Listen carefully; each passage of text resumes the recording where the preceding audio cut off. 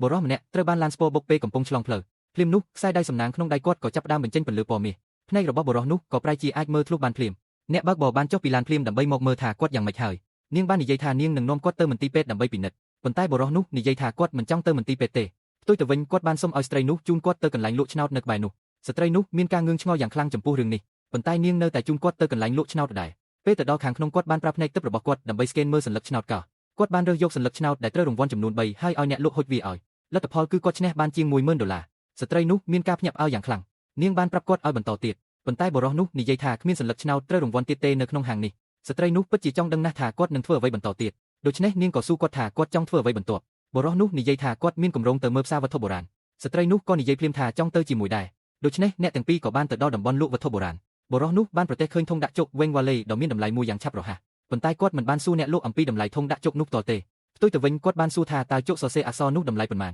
អ្នកលក់បានប្រាប់តម្លៃគាត់$1,000ភ្លាមបរិសុទ្ធនោះថ្លៃត្រឹម$20បើមិនចឹងទេមិនយកទេដោយឃើញបរិសុទ្ធនោះមើងម៉ាត់ពេកទីបំផុតអ្នកលក់ក៏យល់ព្រមលក់ឲ្យគាត់បរិសុទ្ធនោះដឹងថាអ្នកលក់បានជាប់អន្ទាក់ហើយគាត់បាននិយាយថាធុងដាក់ជុកនៅក្បែរនោះគួរតែថែមឲ្យគាត់ដើម្បីដាក់ជុកអ្នកលក់បានយល់ព្រមដោយមិនស្ទាក់ស្ទើរបន្ទាប់ពីពួកគេចាក់ចេញពីតូបស្ត្រីនោះបានសួរបរិសុទ្ធនោះថាតើមានអ្វីពិសេសចំពោះជុកនេះបរិសុទ្ធនោះឆ្លើយថាវាគ្រាន់តែជាជុកធម្មតាប៉ុណ្ណោះប៉ុន្តែធុងដាក់ជុកនេះគឺជាកំណប់ដ៏កម្រនិងមានតម្លៃស្ត្រីនោះនៅតែមានមន្ទិលសង្ស័យនាងបានស្នើឲ្យបរិសុទ្ធនោះយកធុងដាក់ជុកទៅឲ្យអ្នកជំនាញវាតម្លៃដើម្បីពិនិត្យបរិសុទ្ធនោះប្រាប់នាងឲ្យចាំមើលសិនមិនយូរប៉ុន្មានពួកគេក៏មកដល់ហាងវត្ថុបុរាណគ្រាន់តែដើរចូលភ្លាមពួកគេក៏ជួបនឹងអ្នកលក់ដែលមានចរិតមើលងាយពីរនាក់ពួកគេឃើញបរិសុទ្ធនោះស្លៀកពាក់ធម្មតាហើយព្យាយាមបណ្ដេញគាត់ចេញភ្លាមនោះអ្នកជំនាញវាតម្លៃប្រចាំហាងបានចេញមកដោយឃើញបុគ្គលិករបស់គាត់ធ្វើខ្លួនមិនសមរម្យគាត់បានស្ដីបន្ទោសពួកគេភ្លាមនៅទីនោះបន្ទាប់មកគាត់បានយកធុងដាក់ជុកដែលបរិសុទ្ធនោះយកមកហើយពិនិត្យមើលគាត់បានរកឃើញថាវាជាធុងដាក់ជុកបុរាណដែលមានអាយុកាល500ឆ្នាំគាត់បានសួរបរិសុទ្ធនោះថាគាត់ចង់លក់វាក្នុងតម្លៃប៉ុន្មានបរិសុទ្ធនោះនិយាយថា$280,000អ្នកជំនាញដឹងភ្លាមថាបរិសុទ្ធនោះចេះមើលរបស់គាត់បានយល់ព្រមភ្លាមប៉ុន្តែនៅពេលដែលបរិសុទ្ធនោះដើរចេញពីហាងវត្ថុបុរាណ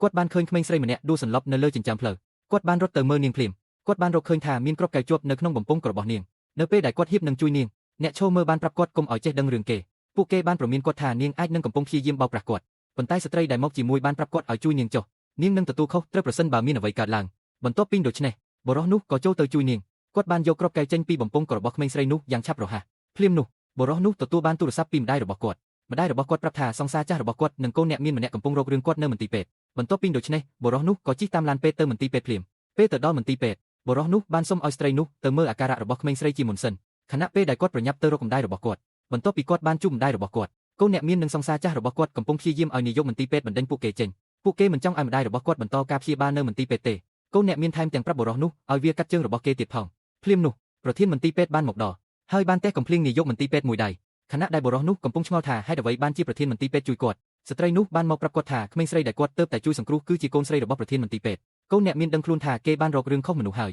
យគេក៏ប្រញាប់សុំក្តីមេត្តាប៉ុន្តែប្រធានមន្ទីរពេទ្យបានតេះកំភ្លៀងគេមួយដៃហើយប្រាប់ឲ្យគេចេញទៅឲ្យបាត់បន្ទាប់មកគាត់បានអរគុណបរិសុទ្ធនោះដែលបានជួយសង្គ្រោះកូនស្រីរបស់គាត់ហើយបានផ្ដល់ប្រាក់$20,000,000ដល់បរិសុទ្ធនោះជារង្វាន់បន្ទាប់ពីអ្នករាល់គ្នាបានចាក់ចេញបរិសុទ្ធនោះមានអារម្មណ៍ថាគាត់មិនអាចឲ្យកូនអ្នកមានដែលធ្វើបាបម្ដាយគាត់រួចខ្លួនងាយទេនៅថ្ងៃបន្ទាប់បរិសុទ្ធនោះបានទៅហាងវត្ថុបុរាណរបស់កូនអ្នកមានដើម្បីលាតត្រដាងរបស់ខ្លាំងខ្លាយគាត់បានទិញថូបការបុរាណតម្លៃ$30,000នៅទីនោះបន្ទាប់មកគាត់បានវិបំបែកវានៅលើឥដ្ឋគាត់បានរើសយកបំណែកមួយពីឥដ្ឋហើយសួរម្ចាស់ហាងថាហេតុអ្វីបានជាមានកូដនៅក្នុងថូបការបុរាណនេះម្ចាស់ហាងបាននិយាយភ្លាមថាគាត់នឹងសងការខូចខាតដល់បរិសុទ្ធនោះប៉ុន្តែបរិសុទ្ធនោះទាមទារសំណង10ដងនៃតម្លៃរបស់ម្ចាស់ហាងមិនសប្បាយចិត្តនឹងរឿងនោះទេគាត់ថែមទាំងព្យាយាមគំរាមបរិសុទ្ធនោះដោយប្រើឈ្មោះគ្រួសារកូនអ្នកមានទៀតផងប៉ុន្តែបរិសុទ្ធនោះមិនខ្វល់សូម្បីតែបន្តិចហើយទាមទារសំណង$3,000,000ពីម្ចាស់ហាងភ្លាមនោះកូនអ្នកមានបានមកដល់បរិសុទ្ធនោះបានទាមទារសំណងពីគេភ្លាមកូនអ្នកមានដែលមិនដឹងរឿងគិតថាបរិសុទ្ធនោះឈួតហើយគេបានប្រាប់ម្ចាស់ហាងឲ្យបណ្ដេញបរិសុទ្ធនោះចេញភ្លាមប៉ុន្តែម្ចាស់ហាងបានប្រាប់កូនអ្នកមាននៅរឿងរ៉ាវទាំងអស់ដែលទើបតែកើតឡើងកូនអ្នកមានខឹងនឹងខ្មាស់គេភ្លាមគេបានច្រានម្ចាស់ហាងឲ្យដួលទៅលើប៉ុន្តែសង្សារចាស់មិនជឿថាបរិសុទ្ធនោះចេះមើលវត្ថុបុរាណទេបរិសុទ្ធនោះបានដកទូរស័ព្ទរបស់គាត់ចេញហើយបង្ហាញពួកគេនៅបំណែកធូរដែលមានកូដប៉ុន្តែកូនអ្នកមានមិនព្រមទទួលស្គាល់ទេគេនិយាយថាបរិសុទ្ធនោះគ្រាន់តែសំណាងប៉ុណ្ណោះគេអះអាងថាបរិសុទ្ធនោះត្រូវតែរករបស់ខ្លាំងៗឲ្យបាន3ទើបទទួលបានសំណងដូច្នេះបរិសុទ្ធនោះក៏ប្រាប់ភ្នែកទឹករបស់គាត់ភ្លាមដើម្បីស្កេនមើលជុំវិញគាត់បានឃើញរបស់ខ្លាំងៗមួយទៀតភ្លាមប៉ុន្តែដើម្បីការពារកុំឲ្យកូនអ្នកមានក្រឡាស់សម្ដីម្ដងទៀតស្ត្រីនោះបានថតសម្លេងអ្វីគ្រប់យ៉ាងដែលកូនអ្នកមានទើបតែនិយាយនៅក្នុងទូរស័ព្ទរបស់នាងម្ចាស់ហាងថែមទាំងចាប់ផ្ដើម live ផ្ទាល់ទៀតផងនៅពេលដែលបរិសុទ្ធនោះដើរទៅរកធូបប៉ូសេឡែនកូនអ្នកមានភ័យស្លន់ស្លោភ្លាមប៉ុន្តែម្ចាស់ហាងគិតថាបរិសុទ្ធនោះចង់ងាប់ហើយព្រោះធូបនេះត្រូវបានបញ្ជាក់ដោយអ្នកជំនាញវិតម្លៃកំពូលប៉ុន្តែបរិសុទ្ធនោះមិននិយាយអ្វីទាំងអស់គាត់បានយកញួរហើយវិបំបែកធូបបន្ទាប់មកគាត់រើសយកបំណែកដែលមានការបរិច្ឆេទផលិតនៅលើនោះហើយសួរកូនអ្នកមានថាហេតុអ្វីបានជាធូបការបុរាណនេះមានការបរិច្ឆេទផលិតនៅលើនោះ